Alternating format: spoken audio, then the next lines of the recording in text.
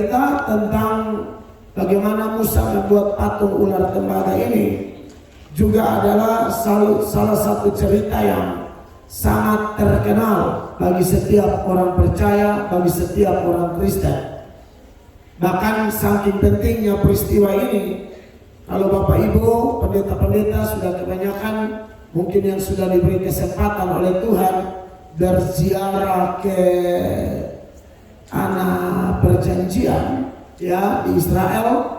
Kalau menjangkau 3 negara, maka Anda tahu patung ular tembaga ini dibuat di Jordania, di Nebo, di atas gunung Nebo, yang dipercaya sebagai tempat Musa meninggal di sana, di mana Musa tidak bisa melihat tanah Kanaan.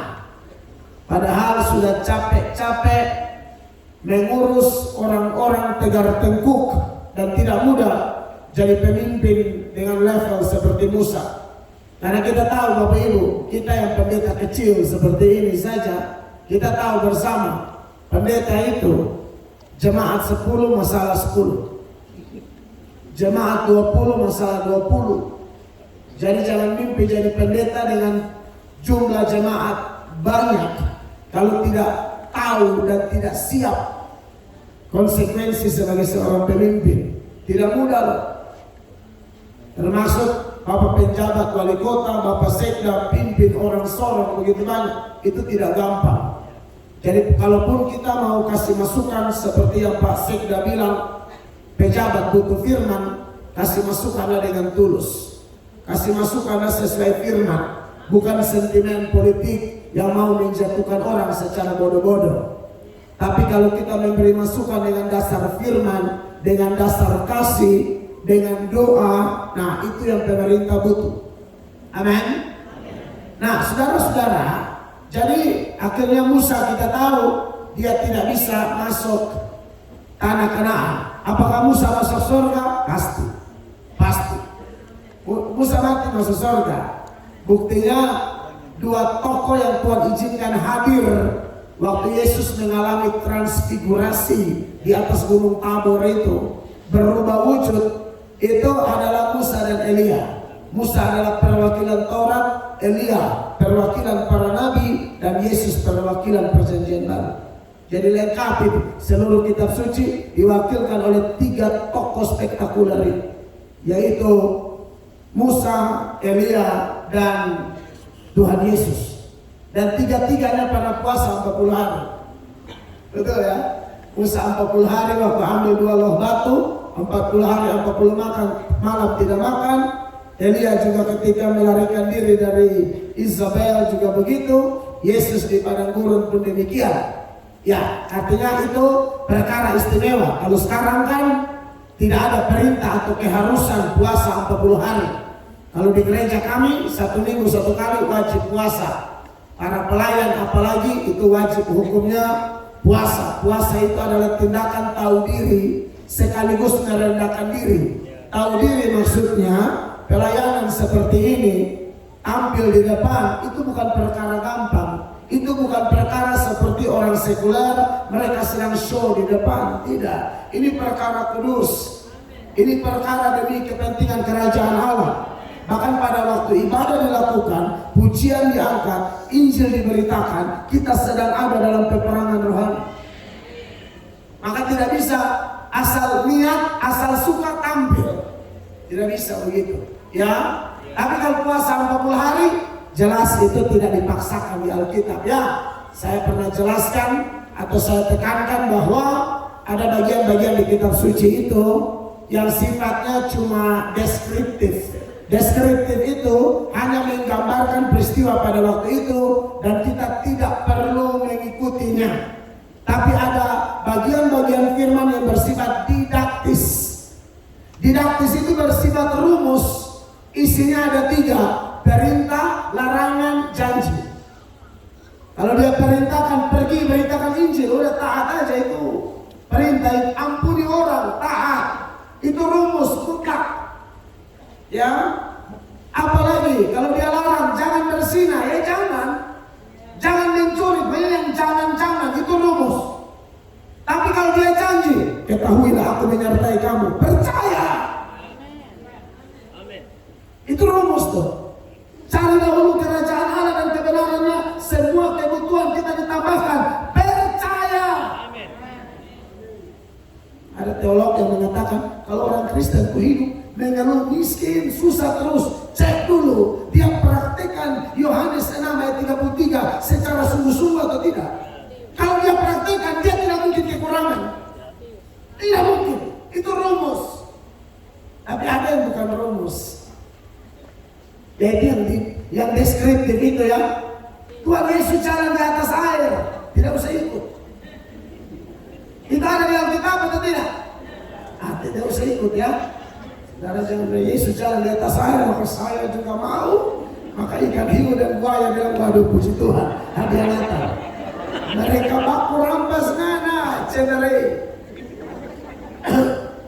Iya kan? Itu cerita, siapa suruh ikut? Di Alkitab Tuhan Yesus tidak nikah, betul?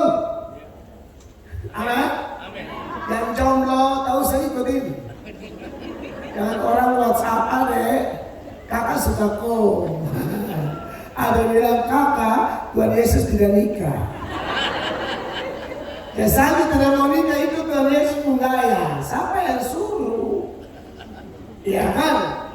Dan ada contoh-contoh lain yang sekali lagi harus diteliti supaya jangan sampai yang bukan rumus dipaksakan jadi rumus di gereja. Yang rumus kita buang semua. Bahaya itu. Ilmu tafsirnya salah. Nah, Bapak Ibu yang diberkati oleh Tuhan Yesus. Tapi puji Tuhan ya, Musa masuk surga. Tapi ada masalah di sana. Masalahnya adalah Musa tidak masuk tanah Kanaan. Dan poinnya jelas ya. Penyebabnya jelas, tidak hormat kekudusan. Kekudusan itu benteng loh Bapak Ibu. Kalau bocor, banyak berkat akan bocor juga. Mungkin kita tetap masuk surga, tapi kasihan. Secara berkat jasmani kita rugi banyak. Benar. Makanya banyak hamba Tuhan itu menderita kerugian. Walaupun saya yakin dia bangkit, dia mati masuk surga. Tapi kasihan, berkat-berkat itu kayak bocor aja. Mungkin seperti Musa tidak jaga kekudusan. Daud aja jatuh tuh, konsekuensinya ada. Pengampunan jalan, tapi konsekuensinya luar biasa. Anak laki-lakinya perkosa anak perempuan. Amnon perkosa Tamar. Absalom bunuh Amnon. Absalom dia tak apa-apanya sampai jalan kaki kosong. Jadi bagaimanapun tetap tidak boleh remehkan kasih karunia Allah. Amin. Nah, malam ini saudara-saudara dibawa tema obat bagi racun yang mematikan. Seturut Bilangan 21 ayat 4 sampai ayatnya ke-9 ini ada pelajaran-pelajaran yang menarik. Yang pertama, apa yang menyebabkan terjadinya racun tersebut, atau kenapa Israel keracunan? Keracunan di dalam teks ini adalah gara-gara dipagut ular. Yang pertama adalah karena memang Israel berdosa, saudara-saudara. Apa saja dosa Israel di dalam pembacaan kita ada 4. Dosa yang pertama kalau kita lihat ayat 5, kita baca sekali lagi ayat 5 dari Bilangan 21. Disinilah letak keempat dosa dari Israel.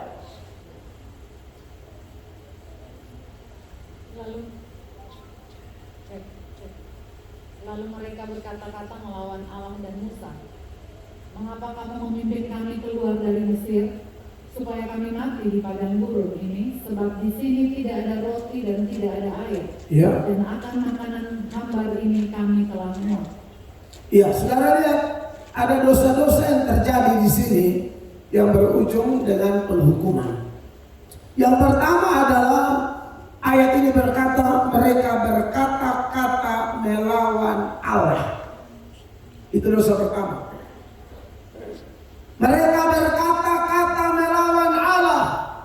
Saudara-saudara, ini yang istilah lain Alkitab bilang bersungut-sungut.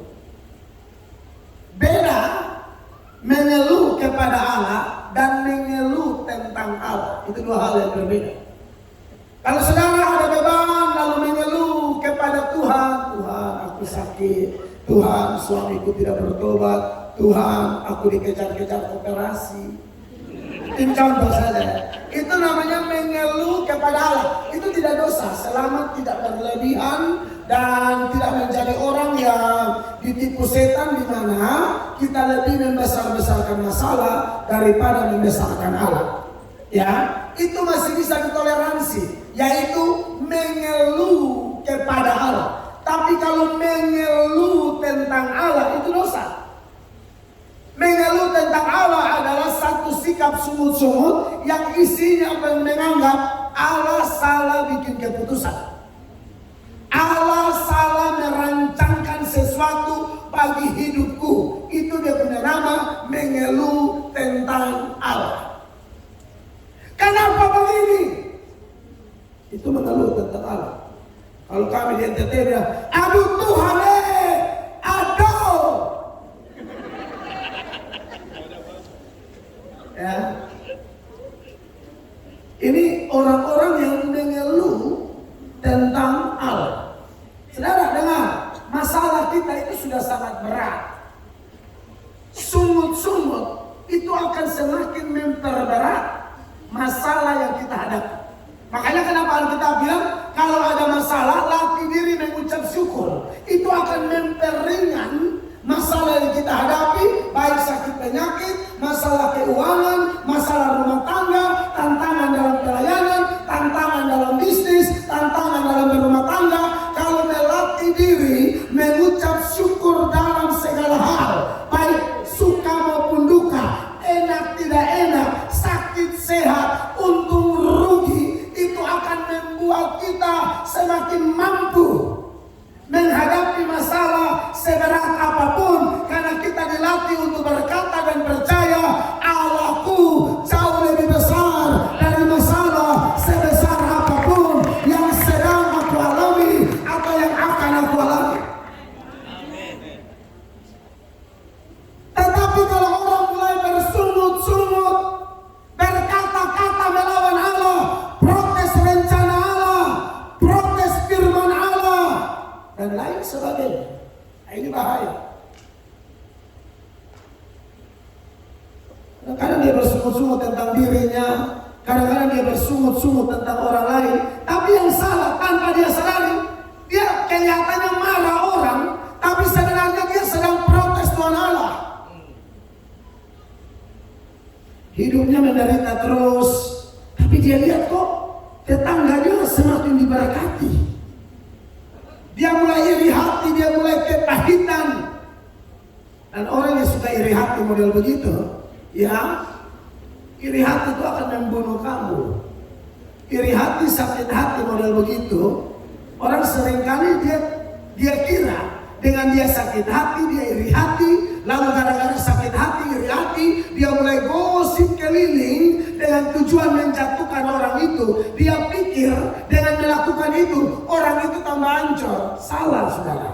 Saudara yang kepahitan, iri hati, suka gosip kiri kanan, dengar baik, itu tuh ibarat Anda minum racun. Masa Anda minum racun kalau orang yang mati? Lu yang minum, lu yang mampus dong. Amin. Orang Tuhan tambah angkat, Tuhan tambah promosi, Tuhan tambah bawa dia keliling dunia. Aduh, kamu tambah rusak, kesian. Itu seperti burung Raja Wali terbang, lalu burung gagak ganggu dia. Saya pernah nonton di TikTok, burung yang paling berani mengganggu burung Raja Wali itu burung gagak. Burung Raja Wali terbang, dia suka hinggap, dia patok-patok di sini.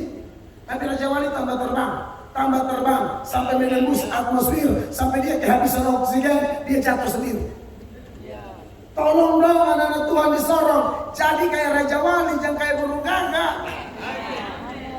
Urusannya cuma patok orang. Kalau kayak Raja Wali, masalah tambah besar, patokan tambah mengerikan, gangguan tambah mengerikan, kita terbang tambah tinggi. Kita terbang tambah tinggi, sampai yang matok, yang gosip bingung. Artis Agnes Mo bilang, kalau kita prestasi, kita tambah tinggi, orang yang ngomong di belakang, kita sudah ketinggian sampai kita bilang, lu omong apa? Kita tidak dengar.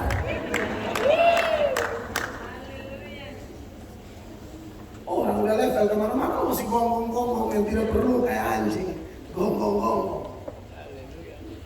Amin, Bapak Ibu. Nah, bersungut-sungut itu dosa, saudara-saudara. Makanya cerita ini diulang lagi di beberapa data. Misalnya dalam 1 Korintus pasal 10 mulai ayat 9 sampai ayat 11, Paulus memperingatkan orang Korintus sekaligus memperingatkan kita semua, tolong hindari dosa berkata-kata melawan Allah atau bersungut-sungut ketika ada masalah, ketika ada tantangan atau melihat keberhasilan orang lain. Perhatikan ini ayat 1 Korintus 10 ayat 9. Dan janganlah kita mencobai Tuhan seperti yang dilakukan oleh beberapa orang dari mereka, sehingga mereka mati di pagut ular.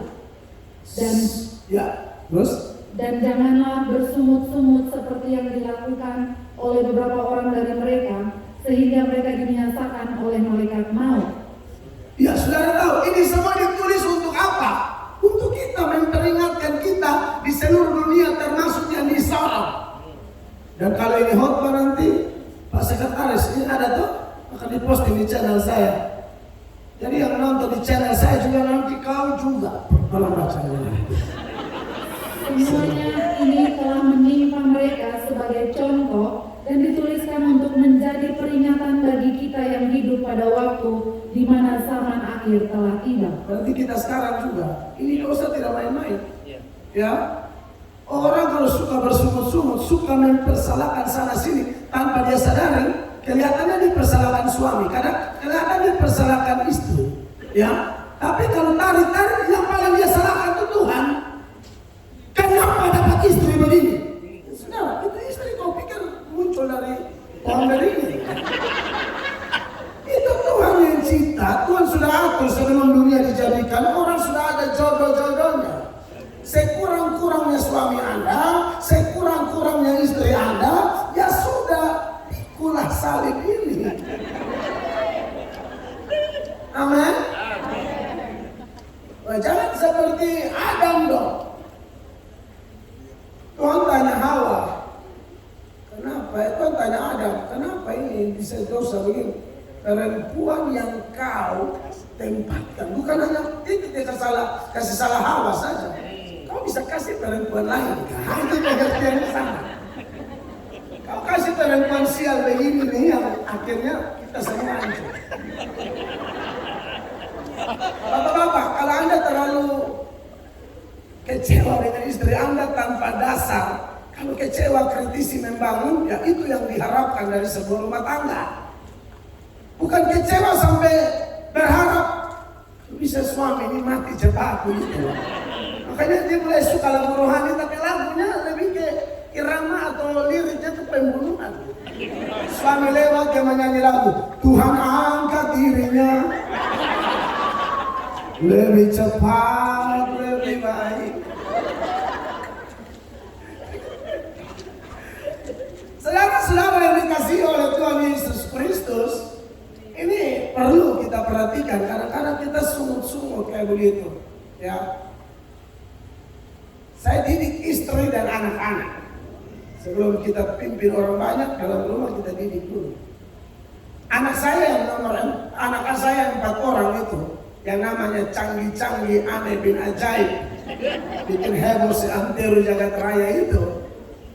Yang ketiga itu autis. Sudah umur 7 tahun belum bisa bicara secara spontan, kecuali kita dikte dia.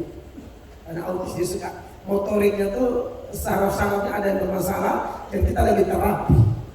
Tapi Anda tahu, Bapak Ibu, saya ada didik istri. Kalau kita berdoa selalu dengan Tuhan, ini anak-anak terbaik. Ini anak bukan produk gagal, karena Allah tidak mungkin salah. Hanya kami yang belum mengerti. Amin, saudara-saudara.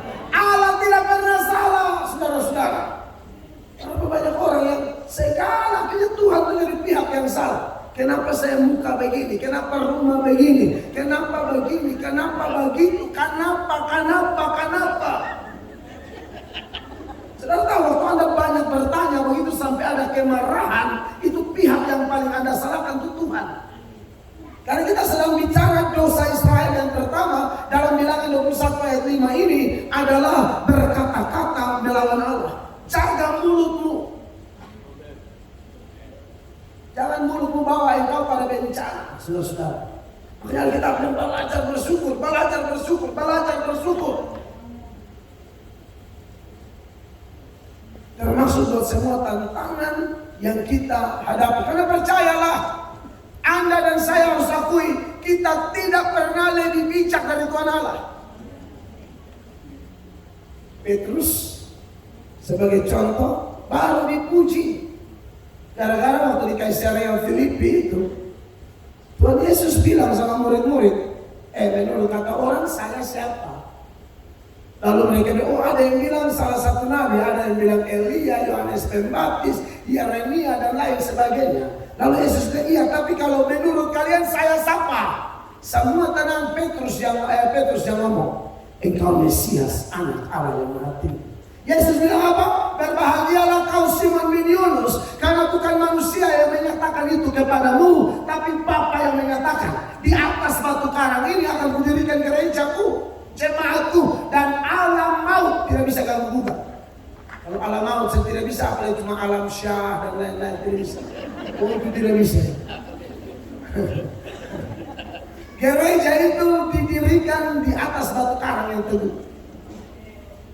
Itu di ayat Matius 16 ayat 13 sampai ayat 17, 18. Tapi lompat sedikit di ayat 21, Tuhan Yesus mulai menyatakan bahwa dia akan menderita.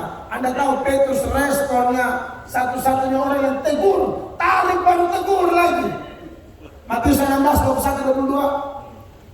Sejak waktu itu Yesus mulai menyatakan kepada murid-muridnya bahwa ia harus pergi ke Yerusalem dan menanggung banyak penderitaan dari pihak tua-tua, imam-imam kepala dan ahli-ahli Taurat, lalu dibunuh dan dibangkitkan pada hari ketiga. 22, respon Simon Petrus bagaimana? Tetapi Petrus menarik Yesus ke samping dan menegur dia, katanya, Tuhan, kiranya Allah menjauhkan hal itu. Hal itu sekali-sekali takkan menimpa engkau. Sampai di situ, Bapak Ibu lihat ini soal lebih bijak namanya. Baru mentang-mentang baru dipuji, waduh, dia pikir semua hal dia betul. Padahal yang tadi benar bukan Tuhan. Sekarang soal lebih bijak, orang berani tarik Yesus, tarik teguh. Saya sama ketua PGPI saya kita tidak berani. Iya toh. Saudara di sinode gereja sama ketua PPD GSJ aja, pendeta-pendeta GSJ yang ada di Sorong nggak berani kan? Iya toh. Sama Pak Sekda mana ada berani mengincar ya? Nonjol. Hanya kalau bawa kepala bilang langsung eksekusi. Ini saya. Naik motor tidak pakai plat nomor. Iya kan? Ini Tuhan Yesus, Petrus soal lebih bijak. Langsung Tuhan Yesus bukan bilang, hei hambaku tidak. Setan, iblis. Coba lihat itu. Iblis. Maka Yesus berpaling dan berkata kepada Petrus, Enyalah iblis, engkau suatu batu sandungan bagiku, sebab engkau bukan memikirkan apa yang dipikirkan Allah, melainkan apa yang dipikirkan manusia. Poinnya jelas ya. Kalau kita dikendalikan oleh Roh Kudus, oleh Bapa, batu karang.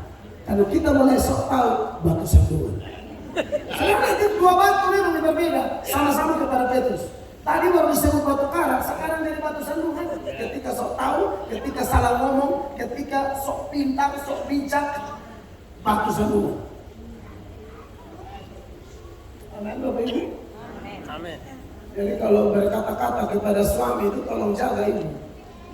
Serius saya ngomong ini. Nanti kita bahas poin-poinnya ada di dosa-dosa berikut.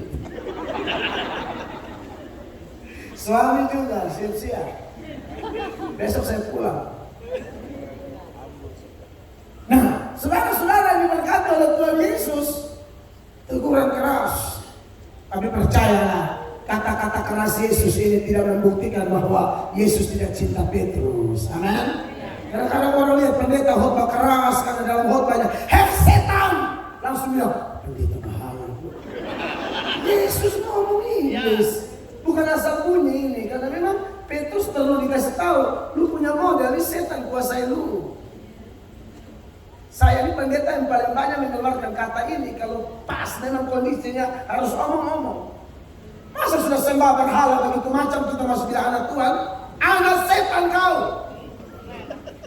Kau hidup sinkretisme, percaya kuntilanak, suami arwah, kau anak Tuhan dari mana? Iblislah bapakmu. Amin. Jadi jangan bilang itu kita benci, salah. Kadang-kadang ada orang yang sok dari etika, tapi dia sedang antar orang pelan-pelan menuju neraka. Karena dia tidak berani menyatakan yang salah dengan tegas. Dia bujuk-bujuk pelan-pelan. Nah, masuk sudah neraka sudah. Ini kan kita kacau suhu supaya jangan salah langkah. Amin. Hidup sudah selingkuh, putar tipu sana sini, lalu kita tetap berkata anak Tuhan. Setan tipu kau tuh. Amin. Bapak Ibu terkasih. Nah, malam ini poinnya adalah kita hati-hati kalau mau protes ini itu, jangan sampai kita bersungut-sungut dan tanpa kita sadari kita sedang mengkritisi Tuhan Allah. Itu bahaya. Yang kedua, dari ayat 5. Dari Bilangan 21 dikatakan mereka bukan hanya berkata-kata melawan Allah, berkata-kata melawan Allah dan siapa? Musa. Dosa kedua, berkata-kata melawan hamba Tuhan. Saudara, jadi orang Kristen harus tahu, di dalam dunia ini Allah memberikan otoritas atau wewenang kepada orang-orang tertentu atau lembaga tertentu, dan itu jangan melawan mereka. Contoh pemerintah, kita disuruh hormat pemerintah. Amin. Roma 13 ayat 1 sampai seterusnya. Mana ada pemerintah yang tidak dipilih Allah, termasuk pemerintah yang bukan beragama Kristen. Jangan salah. Bahkan kalau kita di kota-kota Kristen, tidak ada lagi pejabat Kristen yang siap memimpin, Tuhan pakai agama lain biar kita malu. Kasih kesempatan tidak memimpin bertobat, Tuhan pakai orang lain. Dan kalau orang sudah dipilih, hormati dia, kata Alkitab. Roma 13 ayat 1. Tiap-tiap orang harus takut kepada pemerintah yang di atasnya. Sebab tidak ada pemerintah yang tidak berasal dari Allah. Betul. Dan pemerintah-pemerintah yang ada ditetapkan oleh Allah. Pemerintah seluruh dunia, seluruh Indonesia, pemerintah di kota Sorong ini, Tuhan yang tetapkan. Pasek lagi bukan angkat diri sendiri, Tuhan yang angkat beliau.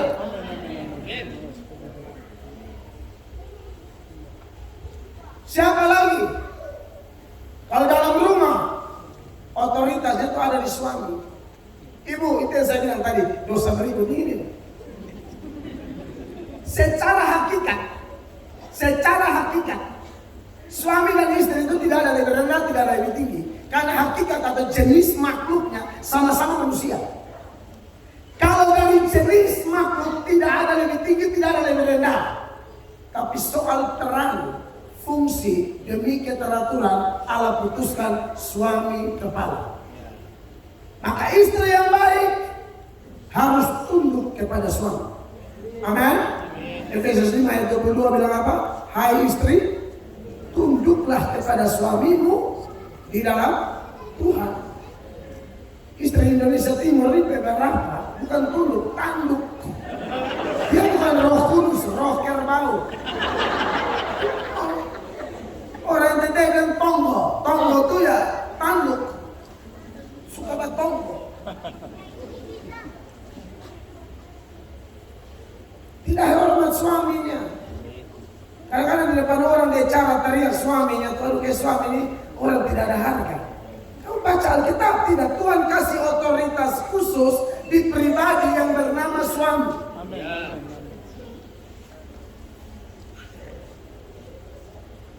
Banyak suami selingkuh dan suka ke tempat pelacuran gara-gara begini.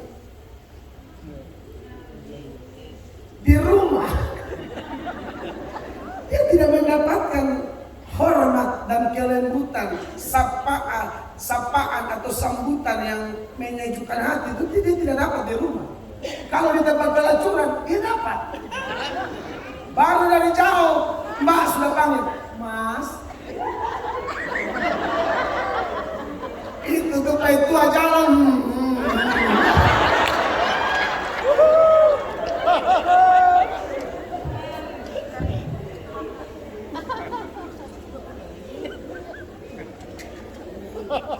Karena Mbak panggil dia dulu penuh damai sejahtera seperti baru bulan Mei, tapi kan sudah Natal, damai di hati, damai di sorong. Karena cara panggilnya, dandanannya juga bagus, lipstik kombinasi dengan baju pas. Di rumah negara Yesus berkuasa.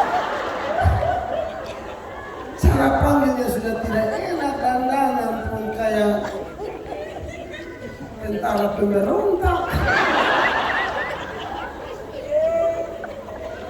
Ya, jadi kasihan ya kalau Mbak di tempat pelacuran panggil Mas.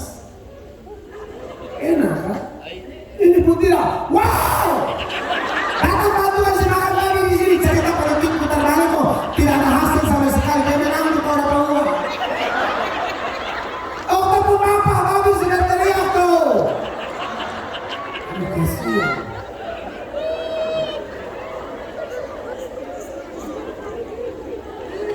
Mbak lembut, mama model kayak Tarzan begini.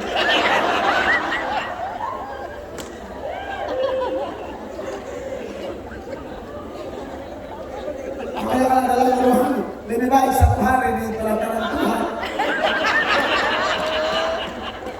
Papa bilang lebih baik satu hari kita mau prostitusi. Mbak di sana lipstik juga pas, bagus. Di rumah pun jadi kalau pakai buru-buru mau kumpul keluarga, saudara mau nikah, gosok terlalu cepat gigi 4 kenang. Kalau pikir mulut darah laki pukul, padahal tidak, dia tarik sendiri, tarik sendiri. Hancurkan kuasa kegelapan.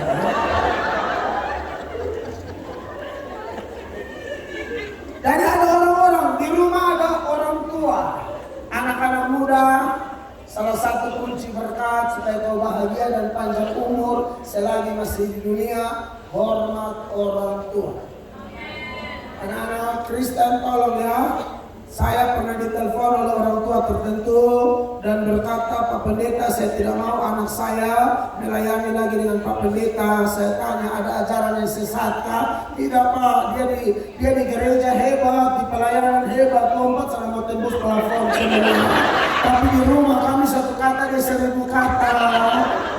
Nah ini dia, saya harap tidak ada anak muda seorang begitu ya. Kalau kau mau hidup diberkati, hormat orang tua, jaga kata-katamu kepada orang tua. Itu juga diberi otoritas. Dari 10 hukum itu, hukum 1 sampai 4 itu vertikal. Tuhan dengan kita, jangan ada pada mola lain, jangan buat patung berupa apapun untuk disembah, jangan sebut nama Tuhan dengan sembarangan, ingat dan tuliskan dari sahabat, itu vertikal. Tapi 5 sampai 10 horizontal, dan nomor 1-nya adalah hormatilah ayah dan ibu. Itu hukum yang penting supaya panjang umur, bahagia. Itu salah satu keran berkat selagi kita menumpang di planet ini. Jangan berharap kau diberkati kalau kau tidak tulus dengan orang tua, kau tidak hormat orang tua. Lu mau kerja, buka bisnis ini itu, yang ada cuma rugi sial. Mungkin 1-2 bulan dapat untung, tapi sisa yang berikut itu bocor sampai utang penuh. Nah, saya sudah lihat banyak anak kurang ajar. Nasibnya kayak begini, tidak tulus sama orang tua. Dia sudah nikah, sudah ada penghasilan, bukan ingat orang tua, tidak ingat. Orang tua itu tidak minta. Saudara pergi ke rumahnya dengan tangan kosong, beda dengan saudara pergi bawa pisang 1 sisir, itu pesannya beda. Tahu sama banyak pesan atau bawa gulai kah, bawa soto kah, itu beda. Ini sudah pergi tidak bawa apa-apa lagi, pinjam duit lagi, sial. Anak sial. Kita kalau sudah nikah, tolong balas walaupun dia tidak minta.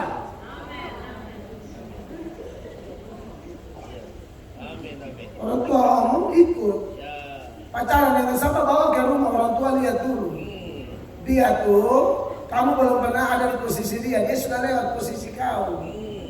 Dia sudah tahu laki-laki punya raut wajah dari alis mata saja ketahuan. Ini jahat atau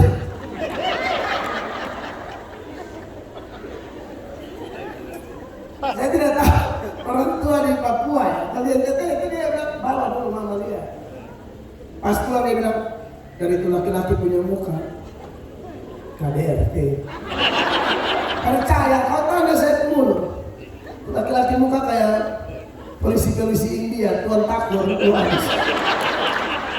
habis. Udah cinta mah, udah cinta, lu dengar mama. Lu belum ada di posisi mama, mama sudah lewat. Mama punya mantan kayak begini, lu lihat bekas luka, dia yang hantar mama. Makanya mama pilih bapak.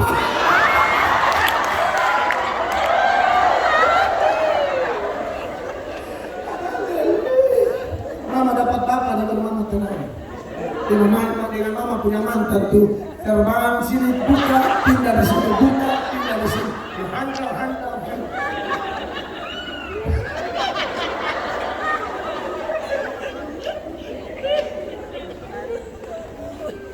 Tapi tetap terpaksa nikah, oke. 5 bulan kemudian datang pakai helm. Dari luar dia belum buka datang tuh verbal semua. Karena apa? Tuan takur pukul. Mama sudah bilang. Jadi anak-anak, kau pemain baru. Kau bisa lebih dengar itu laki-laki yang baru ketemu di kau 3 bulan daripada orang tua yang mengandung kamu 9 bulan, ya. Kau buang air di pangkuannya, di dadanya, dia urus kau tidak hitung-hitungan. Kau tidak dengar dia, kau dengar setan satu buat apa?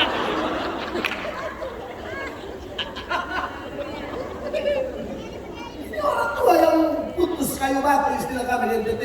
Dia putus kayu batu urus kau. Kita artinya habis-habisan, gila-gilaan sampai dia rela lapar, tidak makan, masuk angin supaya lu tetap tampan, tetap cantik, tetap pintar, tetap bersih di sekolah. Amin. Makanya kenapa di perjanjian lama itu zaman Musa, jadi zaman Atok dan kawan-kawan. Kalau zaman Musa mati. Kita kan zaman Musa ini mati orang kayak begini. Kalau kata-kata salah dengan orang tua kasih mati. Mana? Keluaran 21 ayat 15. Saudara tahu, hukumannya tidak main-main. Berani kau ancang-ancang, ini saya hantar mama. Oh, lu cari mati, habis kau. Siapa yang memukul ayahnya atau ibunya, pastilah ia dihukum mati. Ayat 17. Siapa yang mengutuki ayahnya atau ibunya, ia pasti dihukum mati. Bahkan ketika orang tua sudah bicara, kau berhenti mabuk sudah. Kamu tidak dengar buat anak-anak laki-laki. Saya tidak tahu anak perempuan juga kalau sampai minum mabuk, saya tidak tahu. Zaman perjanjian lama itu kalau dikasih tahu tidak bertobat, itu Musa bilang bawa anak itu ke seluruh kota, bawa ke luar kota, satu kampung lempar kasih mati dia. Karena baca ayatnya, saya justru lupa di mana. Ulangan 21. Mulai ayat 20 mungkin ya, coba. Ulangan 21 ayat 20. Silakan baca ya Pak. Dan harus berkata kepada para tua-tua kotanya, anak kami ini degil dan membangkang. Ia tidak mau mendengarkan perkataan kami. Ia seorang pelahap dan peminum. Anak kurang ajar sekali. Ya, ini anak-anak bukan kepala batu nih, kepala angin. Batu masih bisa dibaca, angin tidak dapat baca. Kalau kau pasti tenggelam kapal laut, ya. Kemudian, lalu apa? Selanjutnya apa nih anak kurang ajar satu? Dengar ini. Maka haruslah semua orang sekotanya melempari anak itu dengan batu sehingga ia mati. Demikianlah harus kau hapuskan yang jahat itu dari tengah-tengahmu, dan seluruh orang Israel akan mendengarkan dan menjadi takut. Bapak Ibu, ini kalau diberlakukan di Sorong, berapa anak sudah mati? atau di Manokwari yang katanya kota Injil. Tapi pemabuknya banyak sekali. Habis itu. Kita punya anak, kita melahirkan hanya untuk dibunuh semua. Itulah makanya 1 Korintus 15 ayat 33 bilang, pergaulan yang buruk merusakkan kebiasaan yang baik. Ya, mungkin orang tua pendeta sudah ajar bagus, tapi dia keluar ini bergaul salah yang balik datang yang hancur. Dan otoritas yang lain adalah Allah kasih kepada hamba Tuhan. Amin. Poin kita adalah bahwa mereka berkata-kata bukan hanya melawan Allah, tapi melawan orang yang diberi otoritas. Dalam hal ini Musa yang adalah hamba Allah. Jemaat, Anda kalau tidak tahu apa-apa, jangan suka omong nama pendeta di belakang-belakang. Kalau kau cinta pendeta dan kau mengerti penjelasan saya ini, ada apa-apa, tolong di bawah 4 mata. Jangan suka-suka kau omong di belakang-belakang yang tidak jelas. Tidak boleh itu. Alkitab berkata, pemimpin-pemimpin itu harus ditaati karena mereka berjaga-jaga atas jiwa kita. Pernah baca Ibrani 13 ayat 17? Ibrani 13 ayat 17. Jangan sembarang ngomong hamba Tuhan. Taatilah pemimpin-pemimpinmu dan tunduklah kepada mereka, sebab mereka berjaga-jaga atas jiwamu sebagai orang-orang yang harus bertanggung jawab atasnya. Dengan jalan itu mereka akan melakukannya dengan gembira, bukan dengan keluh kesah, sebab hal itu tidak akan membawa keuntungan bagimu. Makanya Bapak Ibu tadi di acara seminar ada seorang ibu dari GKI ya. GKI di Sorong sini hadir dan melakukan tanya, Pak Pendeta, ini ada hamba Tuhan khotbah, lalu katanya ada oknum pejabat hadir. Pendeta khotbah keras tentang jangan korupsi. Mungkin pejabatnya itu pelaku, tersinggunglah, maka dia pergi kepada pendeta dan jangan undang pendeta itu lagi ya. Lalu ibu itu tanya, kalau menurut Pak Pendeta itu bagaimana? Langsung saya jawab apa? Tadi yang ikut seminar, saya bilang pejabat itu cari mati. Itu jawaban saya tadi. Biar kau pejabat, kau diberi otoritas, tapi dengan hamba Tuhan jangan anggap enteng. Sebab hamba Tuhan punya fungsi itu seperti saya sudah sampaikan, dia mengawasi pejabat. Raja Daud berzina, yang tegur Nabi Nathan. Ahab sembah berhala, yang tegur Elia. Amin. Herodes selingkuh, yang tegur Yohanes Pembaptis. Jadi hamba Tuhan itu hadir seperti Pak Sekda tadi bilang, itu berjejaring, bersinergi, kerjasama dengan porsi sebagai orang yang diberi otoritas. Ada ayat bilang hormat pemerintah, tapi ada ayat bilang hormat hamba Tuhan 2 kali lipat. 1 Timotius 5 ayat 17.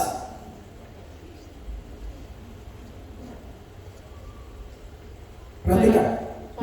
Panatua yang baik pimpinannya patut dihormati 2 kali lipat, terutama mereka yang dengan jeripaya berkhotbah dan mengajar. Hamba Tuhan itu hormat 2 kali lipat. Makanya waktu mereka berkata-kata lawan Musa, bagi Tuhan itu kurang ajar sekali di mata Tuhan. Ya, dan masih banyak data lain lagi yang membuktikan hamba Tuhan harus dihormati. Ya, kalau mau ngomong nama hamba Tuhan, ya silakan saja, tetapi saksinya harus jelas. Kalau kita bilang ada saksi tidak, ada bukti tidak. Kalau tidak ada jangan asal bunyi. Ya, tapi ini juga perlu saya tekankan ya. Semua ini, baik pemerintah, baik orang tua, baik suami, baik hamba Tuhan, ini semua diberi otoritas. Tapi penghormatan kita kepada mereka sepanjang mereka tetap ada dalam otoritas ini, dalam Tuhan. Kalau sudah di luar Tuhan, jangan hormat mereka. Ulang ya, hormat mereka ya, yang kepada mereka diberi otoritas itu memang tanpa batas, tapi taat mereka ada batas. Ya, contohlah kalau suami memang betul hormat suami. Bapak-bapak tadi waktu ngomong poin hormat suami, bapak-bapak mengatakan saya dan berkata, pendeta ini benar-benar diutus. Tapi saya perlu bapak-bapak atau suami-suami di Kota Sorong, Papua Barat, Anda dihormati sepanjang Anda bicara di dalam otoritas Tuhan. Kan ada suami yang larang istri pelayanan kan? Ini suami setan.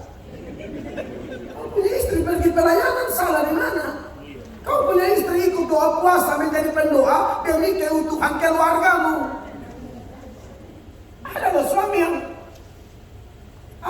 overproteksi sampai akhirnya yang untuk Tuhan juga dia larang. Tapi ibu-ibu jangan juga saya omong begini saudara pakai konde yang besar kayak bokor cicak. Sambil berkata, ini memang ibu rakyat. Ibu, betul pelayanan doa, tapi di rumah beres dulu. Ada ibu yang aduh suaminya pergi ke kantor, itu baju tuh kayak kertas tisu. Ada istri yang bilang, saya sibuk pelayanan jadi tidak sempat gosok. Istri begini, turunan genderuwo. Urus semua beres dulu, suami punya makan, minum, teh, kopi, kue. Baru minta izin suami, papa, kami ada kegiatan doa puasa. Nah, suami yang sudah mengerti firman pasti dia izinkan. Banyak suami tidak izinkan karena terlalu hebat berdoa, hebat pelayanan, rumah tangga tidak diurus, anak punya ingus tunai kayak lampu naik gitu. Anak takut, mama haleluya anak ingus. Mama haleluya sudah keren, tapi cek anak punya ingus.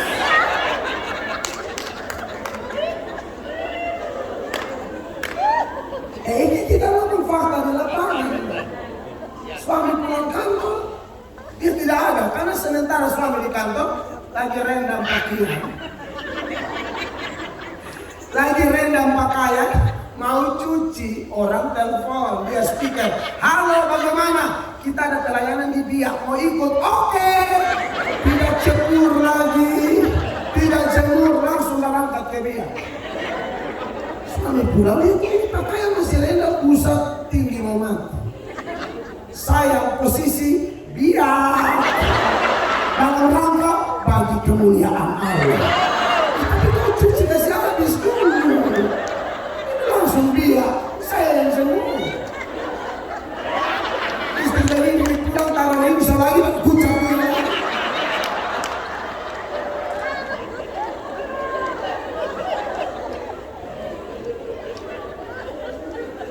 Kacau sekali.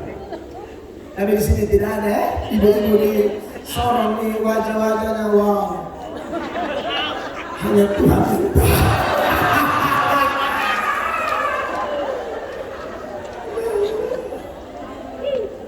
Kekasih-kekasih Allah. Jadi kita hormat pemerintah juga Bapak Sekda ya, selama pemerintah bekerja sesuai firman Allah. Kalau tidak ada demo harus turun. Harus. Pemerintah tidak takut Tuhan tuh, makanya tadi Om Leong bilang, Opa Leong bilang, mesti doa buat pemerintah supaya yang tukang bersinah bertobat. Karena ada pemerintah pejabat, oknum jalan dinas itu, di kamar hotel itu lumba-lumba betina, itu dia peluk sampai ayam ke Korea.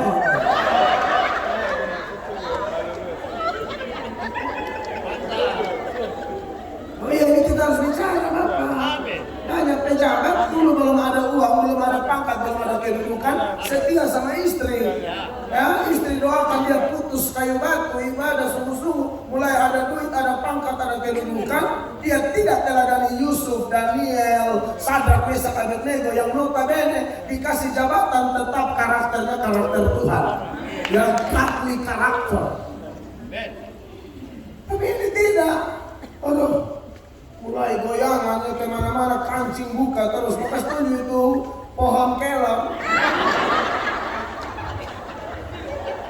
Itu ada tuh sama kita dulu kelem. Kelem di Sorong bilang apa ya? Oh kalau kami di NTT Marunga.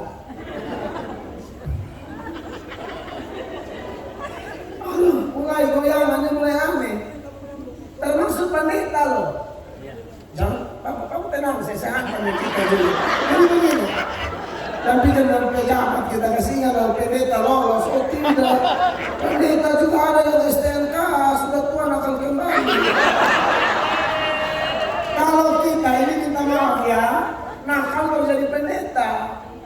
sudah jadi pendeta baru malah ajar nakal. Kita hormat hamba Tuhan itu sepanjang dia bertindak sesuai keras. Di luar itu tegur dia. Ada pendeta juga kan mata duitan. Ada pendeta juga gila perempuan. Tadi malam saya khotbah. Oma susah dia tidak tanya bebas. Tapi kalau janda terang benderang dia tanya ada masalah. Asal janda langsung tanya masalah. Kacau ini pendeta. Ya saya harus ngomong ini. Saya tahun lalu itu saya pusing karena di telepon berapa banyak pendeta tumbang semua. Pendeta-pendeta yang ada yang terkenal juga. Aduh saya pusing.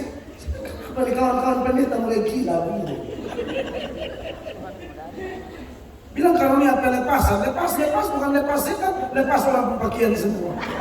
Ini karunia pelepasan apa maksudnya? Pendeta egois. Cuma model begini. Sorry. Ini Bapak Sina. Posisi pas. Iya.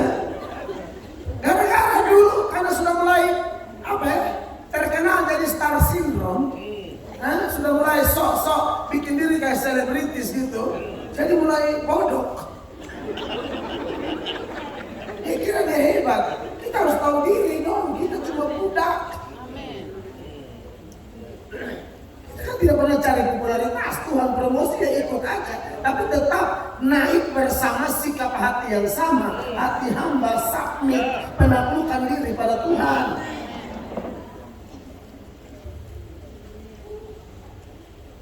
Amin, Bapak Ibu. Tapi kalau hamba Tuhannya hidup lurus-lurus, jaga saudara punya mulut. Kalau dia hidup bengkok, itu pun ada aturan. Tegur dia di bawah 4 mata. Amin. Tegur dia, dekati dia. Ya, siapa tahu Tuhan buat dia bertobat. Oh, jangan buru-buru pergi gosip. Kalau dia sudah bertobat, cukup sudah. Begitu ya, siapapun. Nah, itulah dosa kedua. Yang pertama berkata-kata melawan Allah, yang kedua berkata-kata melawan Musa atau orang yang diberi otoritas atau hamba Allah. Yang ketiga, dosa ketiga yang ada di ayat 5 dari Bilangan 21 itu, tolong baca sekali lagi dulu, saya mau kasih penekanan di sini. Lalu mereka berkata-kata melawan Allah dan Musa, "Mengapa kamu memimpin kami keluar dari Mesir supaya kami mati di padang gurun ini? Sebab di sini tidak ada roti dan tidak ada air, dan akan makanan hambar ini kami telah muak." Mengapa kamu memimpin kami keluar dari Mesir untuk mati di padang gurun ini? Dosa ketiga adalah protes jalan Tuhan. Keluar dari Mesir, padang gurun, itu Tuhan yang tunjuk semua. Bukan Musa angkat diri, ayo lihat, tidak. Tuhan yang bilang, bawa mereka lihat sini, bawa mereka lihat sini. Jadi ketika mereka protes padang gurun, mereka protes jalan Tuhan. Jalan Tuhan bagi kita sekarang ini banyak, Bapak Ibu. Yang tadi sudah saya singgung-singgung itu ya. Dalam rumah tangga itu ada jalan Tuhan. Ya, anak kepada orang tua itu jalan Tuhan, hormat. Ya, hidup jaga kekudusan itu jalan Tuhan. Kita jangan bilang selamat karena anugerah lalu kita sembarang. Kudus itu jalan Tuhan. Wajib hukumnya kamu kudus. Kalau ada orang tidak jaga kekudusan, Anda tidak, bukan saja menolak hamba Tuhan, Anda memang menolak Allah yang telah memberi Roh Kudus dalam diri kita. Makanya dalam 1 Tesalonika 4 ayat 7 dan ayat 8, ayat 7-nya bilang begini. Ya, 1 Tesalonika 4 ayat 7 dan 8. 7. Allah memanggil kita bukan untuk melakukan apa yang cemar, melainkan apa yang kudus. Ini jalan Tuhan ya, tidak bisa kompromi, tidak boleh serupa dengan dunia. Kalau Anda tolak ini, apakah tolak manusia? Bukan, tolak Tuhan Allah.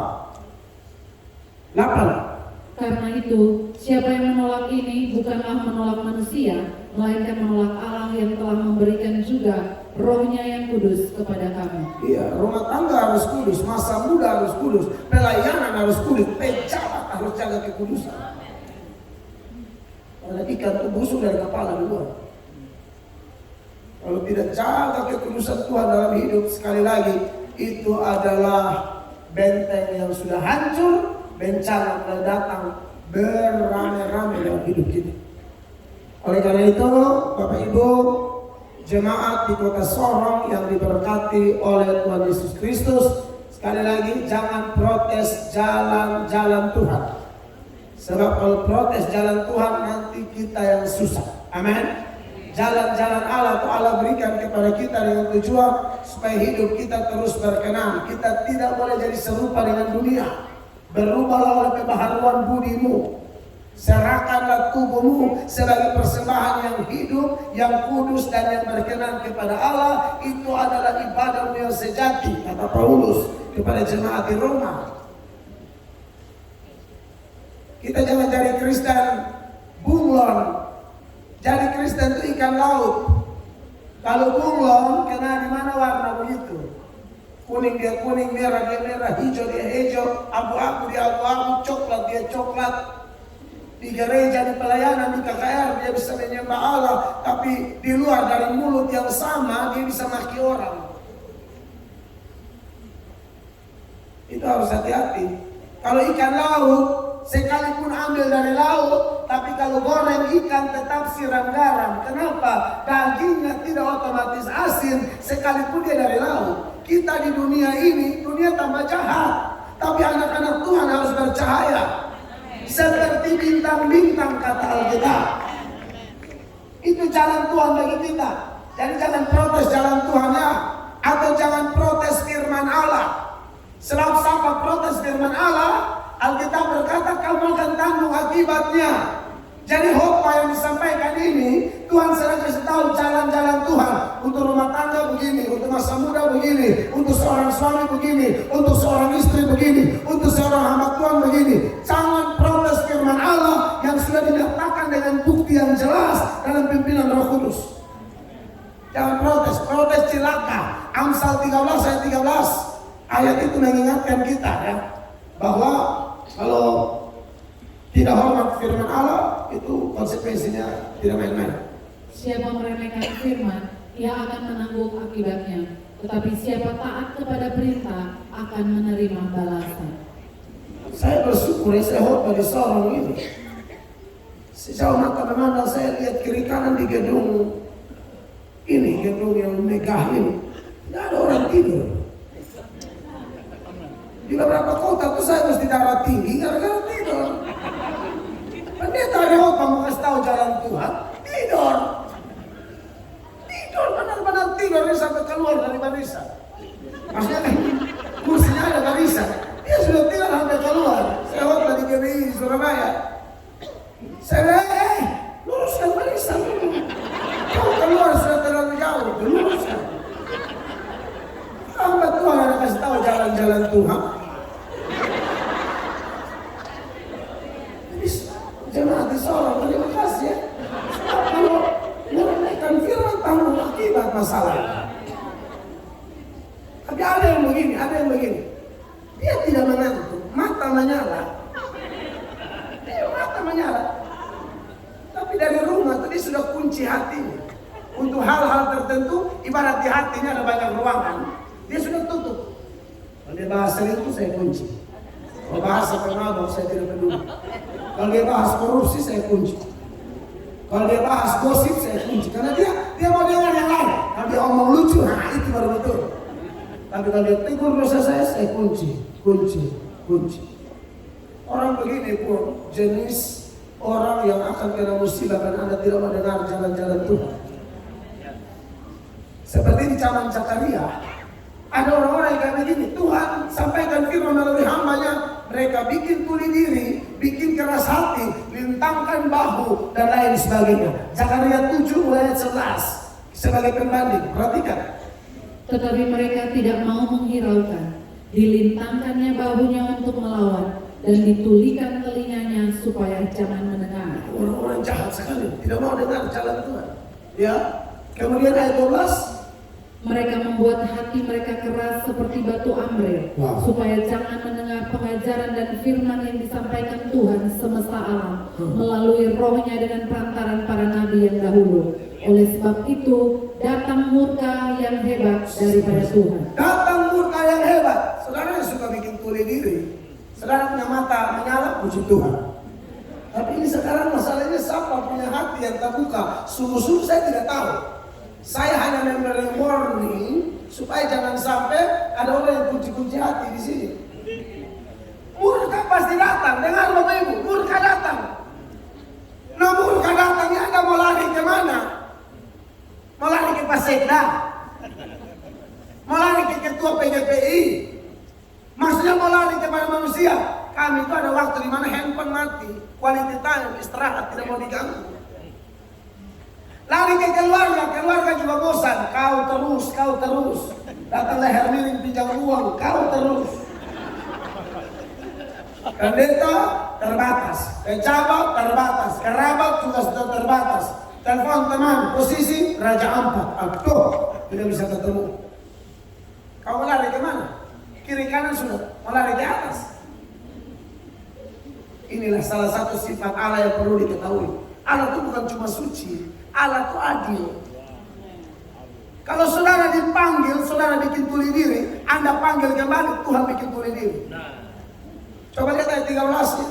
Seperti mereka tidak mendengarkan pada waktu dipanggil, demikianlah aku tidak mendengarkan pada waktu mereka memanggil. Hati-hati. Firman Tuhan semesta alam. Hati-hati. Kalau dia panggil dan bertobat. Dia panggil bantu orang. Dia panggil beribadah cepat. Kan Tuhan panggil Anda bikin tuli, tapi berharap kalau Anda panggil dia cepat dengar. Ini yang Tuhan Allah siapa, yang ciptaan siapa? Jadi kau yang kayak bos. Dipanggil lambat, tapi berharap, ayo cepat. Aduh, saya Tuhan Yesus. Saya injak kau di perempatan sini. Kalau panggil, mau cepat. Tuhan panggil lambat sekali. Tuhan bilang berhenti mabok, tunda-tunda. Berhenti selingkuh, belum mau. Nanti sudah sedang infus, lalu makilah, Bapak Gusau.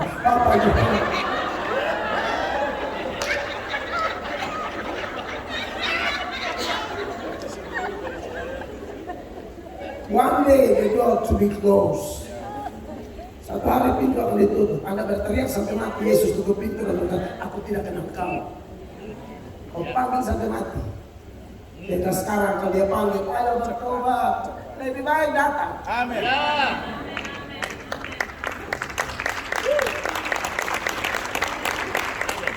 Dosa keempat. Ini baru bahas dosa, saya sudah bilang. Ada 4 soalnya. Poin pertama kan seputaran dosa mereka. Dosa keempat di terakhir itu mereka bilang, terhadap makanan yang hambar ini kami telah muak. Itu mereka protes apa? Mana surgamu? Pertama melawan Allah, kedua melawan hamba Allah, ketiga protes jalan Allah, yang keempat menghina berkat Tuhan. Saudara kerja pendekatan berapa? Masuk di kamar baru Tuhan terima kasih, sisihkan perpuluhan. Jangan sisakan, sisihkan. Supaya aja putus kayak batu, disisa bawa pergi gereja. Oh jangan, sisihkan. Amankan 10%, itu bukan kau punya. Saudara punya itu cuma 90. Untung Tuhan minta cuma 10. Kalau Tuhan minta 50, mati kita. Bayangkan kan di rumah ayah, bawa 50. Itu menuju kota persembahan, itu leher miring semua. Kita kerja putus kayak batu 1 bulan. Semua rasanya garing. Jadi, kalau dia masih minta 10, bukan dia miskin. Itu punya langit dan bumi. Dia sedang melatih kita untuk takut akan dia. Dimulai dari perkara kecil, yaitu keuangan. Kalau masalah kita tidak takut sama dia, yang lain kita lebih hancur. Amin, Bapak Ibu. Iya. Jangan hina berkat Tuhan. Dapat berkat berapa bersyukur. Nanti setiap perkara kecil, kalau dia tambah perkara besar. Amin. Itu 4 dosa. Saya mau ngomong itu tambah panjang lagi. Yang berikut, yang kedua, poin besar pertama dengan 4 cabang. Itu pendeta ya. Paling pintar bikin cabang. Ini bukan sengaja, memang teksnya tidak bisa dihindari. Harus dieksposisi atau dieksegesi. Yang kedua adalah gara-gara dosa itu Tuhan hukum. Hukumannya apa? Ayat 6. Lalu Tuhan menyuruh ular-ular kedung ke antara bangsa itu yang memagut mereka sehingga banyak dari orang Israel yang mati. Itu upah dosa. Tuhan suruh ular keluar pagut. Tuhan itu Bapak Ibu berkuasa atas apapun. Ini ular lagi main-main satu keluarga, Tuhan keluar dihantam mereka. Nyamuk ada diam-diam tuh, tulah nyamuk tuh, nyamuk semua keluar, penuhi Mesir. Firaun keok. Dia bisa perintah ulat, perintah nyamuk, perintah lalat, perintah belalang. Yunus lari-lari, ikan berenang-berenang, telan. Kau yang paling besar itu. Mereka buang siapa saja dari situ, telan. Itu yang ada majelis di NTT mabok khotbah salat. Saudara-saudara, haleluya. Kalau kita melihat firman Allah, haleluya. Ngeri loh kalau di sana. Saya tidak tahu di Papua ini kan orang baik semua. Yang pada rusak NTT. Khotbah. Pimpin ibadah rumah tangga. Haleluya. Saudara-saudara, saya mau ingatkan kita supaya jangan coba-coba tinggalkan pelayanan. Jangan coba-coba. Ingat Yunus. Ikan begitu besar, Yunus tenang. Haleluya. Ingat itu. Ikan begitu besar, Yunus tenang.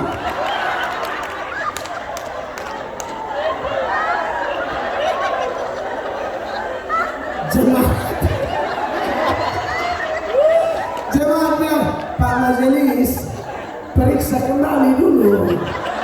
Itu yang benar siapa, yang telan siapa. Lu tidak usah omong, lu tidak. Bayangkan saja. Orang bayangkan itu ikan punya besar kayak konsistori.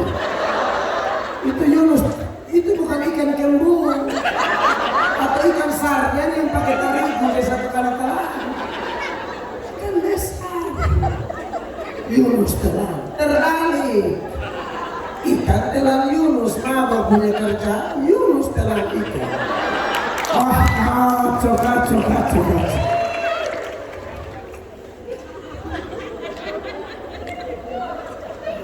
Rara, Tuhan bisa perintah apapun. Badai gelombang ribut, Tuhan Yesus bilang, diam, tenang. Badai diam. Kadang nyamuk lebih taat kepada Tuhan daripada orang. Nyamuk, lalat, ular, dia yang hadapi beliau. Binatang apa sih Tuhan mau panggil jadi? Saudara bersyukur kalau Tuhan panggil kita. Amin. Saudara kalau kita tidak mau, dia pakai binatang. Yang layani Elia itu burung gagak. Antar roti, daging, burung gagak makan daging. Bisa antar daging dia tidak cicip karena Tuhan juga sudah cicip saya patah kau boleh. Memang tidak ada dia.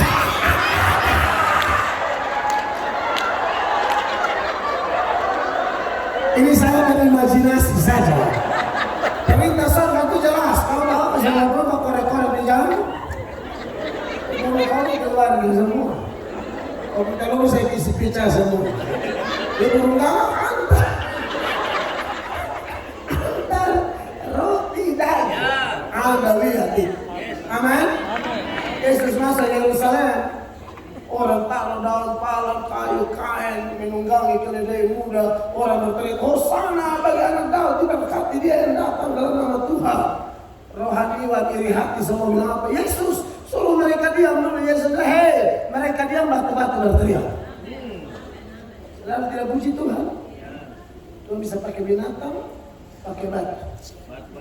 Anda tidak mau pelayanan jalan heran, kalau singa itu kambing semua. Artinya nanti.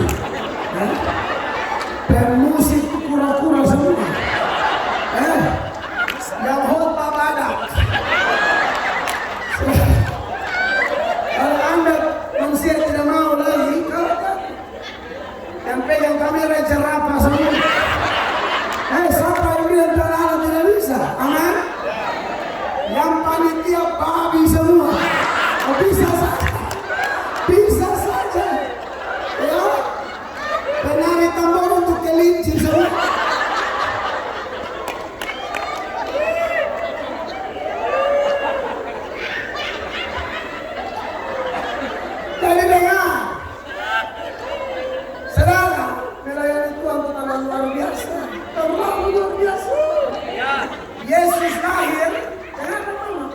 Yesus lahir yang khotbah malaikat, betul? Hari ini telah lahir bagimu malaikat.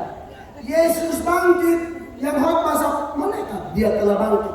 Jadi sebenarnya cukup pakai malaikat, penginjilan selesai. Artinya bahwa penginjilan pekerjaan terhormat. Tuhan kata kita, para pendeta, jangan jadi pelayanan apapun berapa orang khotbah sungguh-sungguh, dari pakar muncul sungguh-sungguh, baru dia tidak empat keluarga, rinti sungguh-sungguh, urus sungguh-sungguh, jangan mut-mutan, sebentar suka, sebentar lari, sebentar suka, sebentar lari, hamba Tuhan tidak jelas. Amin. Saya dikasih pegang gereja sama istri. Gerejanya sudah berantakan, hancur, sistem semua, keuangan rusak, gedung rusak semua. Saya istri bilang, siap. Pemimpin kami bilang, siap, tidak ambil uang berbulan-bulan, siap. Di semua bagian saya serahkan kembali berbulan-bulan. Dan saya bilang, jemaat, saya punya bagian, saya tabur kembali. Kita harus bangun gereja. Melihat itu jemaat lebih gila-gilaan. Lebih gila-gilaan. Ibadah satu kali tidak muat, orang bikin 2 kali tidak muat, 3 kali tidak muat. Kasih lebar gedung tidak muat, kasih lebar lagi tidak muat. Bongkar baru. Ada jemaat menengah ke bawah, pengusaha jarang ada kebicaraan. Dan mereka juga punya urusan sendiri. Mereka bukan pengusaha yang sampai bisa kasih ratusan M cuma-cuma tidak ada, atau ratusan juta tidak ada. Waktu 2 tahun terkumpul sekian miliar, gereja berdiri lantai 3. Saya tidak mau heboh di luar, tapi di dalam berantakan. Saya didik istri, didik tim setia. Amin. Ini pekerjaan terhormat. Kita tidak cari hormat dari manusia, kita cari hormat dari Allah. Dan siapa melayani Tuhan dihormati Bapa. Yohanes 12 ayat 26. Tunjukkan ayat ini, Yohanes 12 ayat 26. Kita baca sama-sama Bapak Ibu. 1, 2, 3. Barang siapa melayani aku, ia harus mengikut aku. Dan di mana aku berada, di situ pun pelayanku akan berada. Barang siapa melayani aku, ia akan dihormati siapa? Bapa.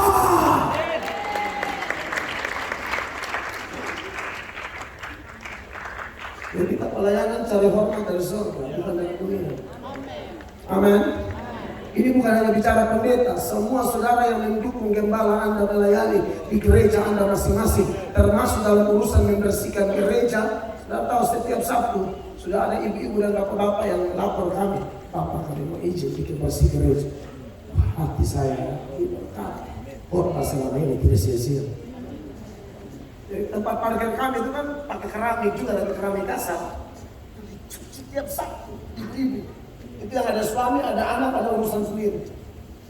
Ada yang datang bantu susun kursi, ibu-ibu, anak 3, datang kerja sendiri karena sudah dicam oleh Tuhan. Masa lalunya terlalu kotor, tidak tahu mau balas apa. Seperti Maria Magdalena dibebaskan dari 7 roh jahat. Maka saudara lihat ketika murid-murid laki-laki berjanji, aku mau setia, tetapi di salib mereka tidak ada. Maria Magdalena ada, dikubur mereka tidak ada. ada, Maria Magdalena ada.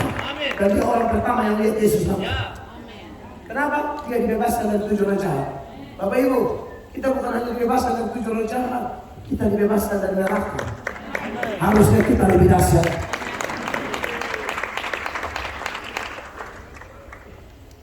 Akibat tidak hormat hamba Tuhan, Tuhan, jalan Tuhan, berkat Tuhan, mereka dipanggil ular, kena hukuman.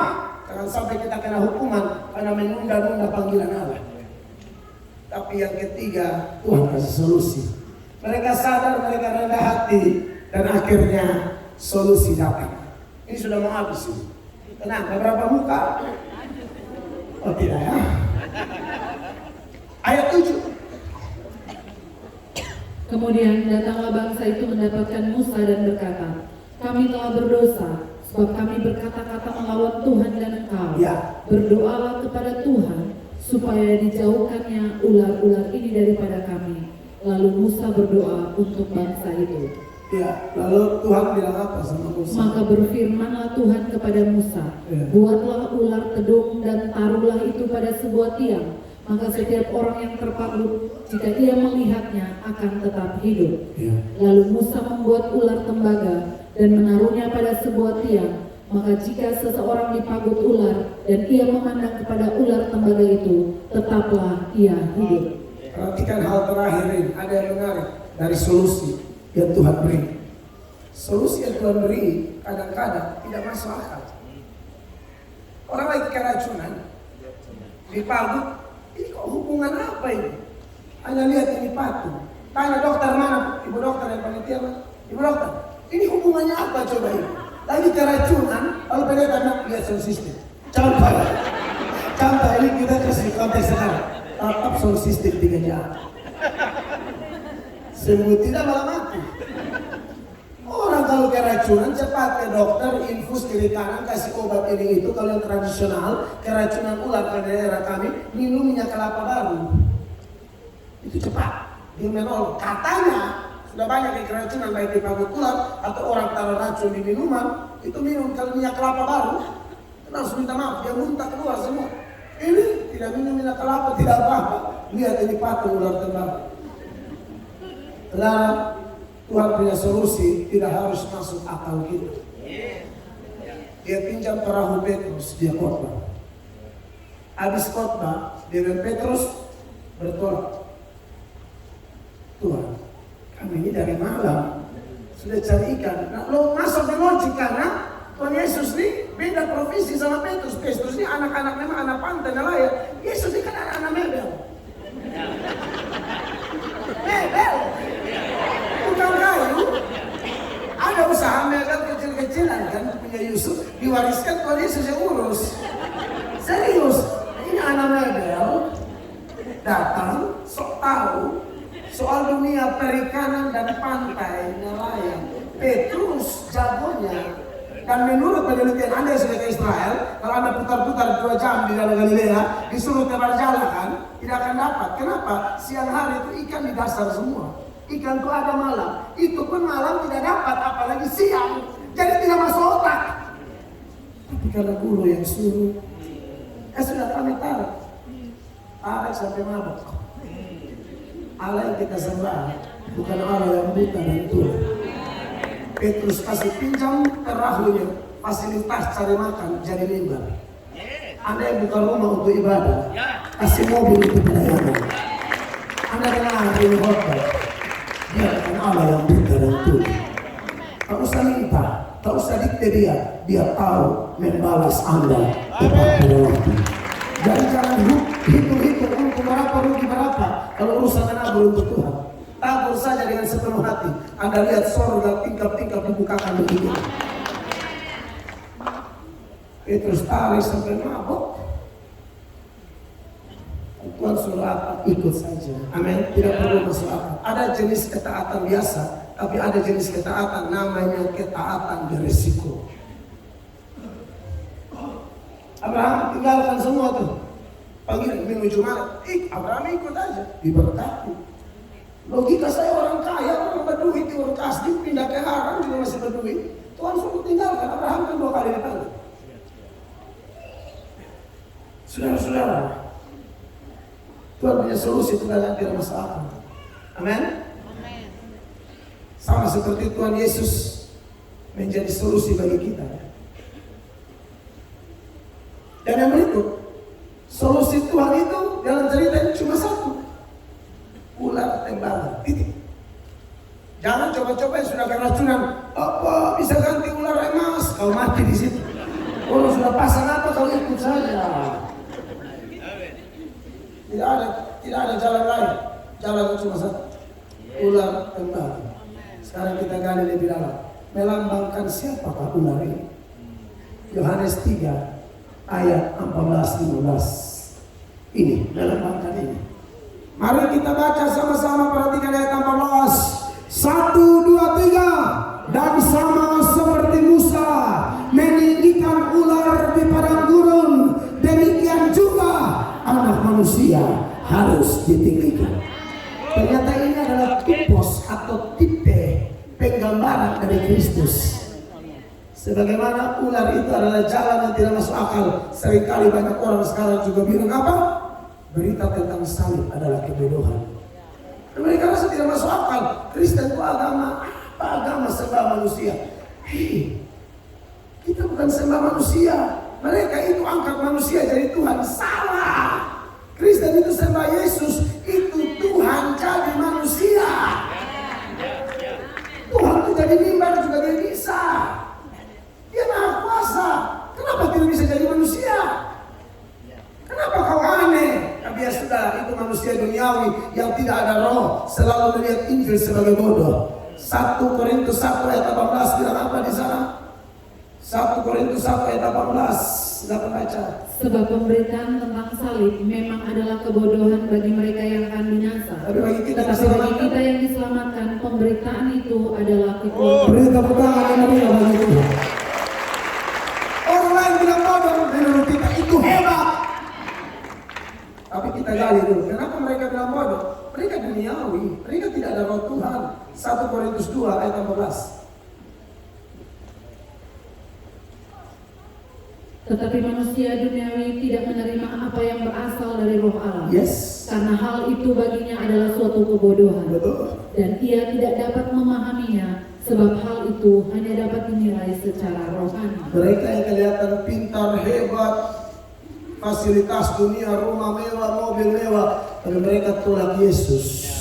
Mereka itu orang-orang bodoh tanpa Roh Kudus. Tapi kita pun walaupun biasa-biasa tapi menerima Yesus, Anda orang-orang luar biasa. Amin. Dan yang terakhir, sebagaimana ular tembaga itu hanya satu-satunya jalan, begitu pula Yesus. Dia bukan salah satu jalan. Sekarang banyak pendeta sesat bicara dari mimbar, Yesus hanya salah satu jalan. Ada jalan lain. Ini penghinaan terhadap pengorbanan Kristus di Golgota. Lucu dan sangat menghina kalau dia menjelma jadi manusia, disiksa, menderita sampai mati hanya untuk menjadi salah satu jalan. Itu konyol namanya. Dia bukan salah satu, dia satu-satunya jalan. Siapa yang mau datang pada Yesus malam ini akan dipulihkan. Beri tepuk tangan yang meriah bagi Yesus. Mari kita berdiri, saya selesai. Tuhan Yesus hebat. Haleluya. Pemusik semua dari depan.